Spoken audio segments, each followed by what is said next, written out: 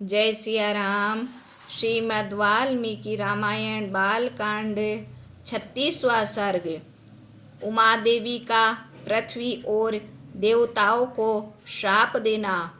तदंतर श्री राम लक्ष्मण ने विश्वामित्र जी से पूछा, ब्रह्मन, अब आप गंगा के दिव्य लोक और मनुष्य लोक से संबंध होने का वृतांत विस्तार से बताए।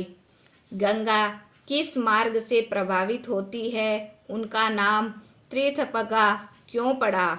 ऋषि विश्वामित्र यह सुनकर बोले, जब महादेव को उमा के साथ रमण करते हुए कई वर्ष बीत गए और उन्हें कोई पुत्र न हुआ तो देवताओं को बड़ी चिंता हुई।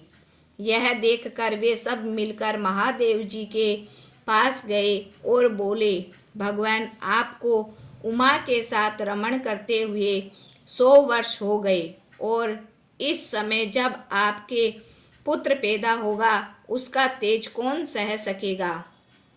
इसीलिए हम देवताओं पर कृपा करते हुए आप उमा देवी के साथ तपस्या करें और हे त्रिलोकीनाथ, अपने तेज को तेज में ही बसाए रखिए जिससे सारे लोगों की रक्षा हो सके। देवताओं की इस विनती को सुनकर महादेव जी ने कहा, देवताओं, उमा सहित मैं अपने तेज को तेज में ही धारण कर लूँगा, किंतु यदि मेरा वह सर्वोत्तम तेज शुद्ध होकर स्खलित हो जाए तो उसे कौन धारण करेगा।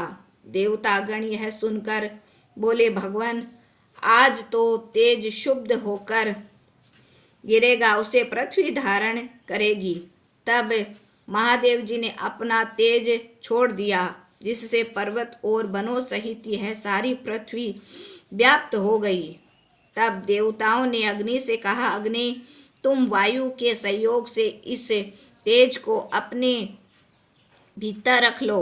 अग्नि ने व्याप्त होकर वह तेज श्वेत पर्वत के रूप में परिणित हो गया और साथ ही सरकंडों का वन प्रकट हुआ और उस वन में महातेजस्वी कार्तिकेय का जन्म हुआ। तदंतर देवताओं ने भक्ति भाव से पार्वती और शंकर का पूजन किया। श्री राम, किंतु इनके बाद पार्वती जी क्रोधित हो उठी और देवताओं को श्राप देते हुए कहा, मैंने पुत्र के लिए ही पति का समागम किया था, किंतु तुम लोगों ने उसमें बाधा पहुंचाई। इसी कारण अब तुम लोग भी अपनी पत्नियों से संतान उत्पन्न करने योग्य नहीं रह जाओगे।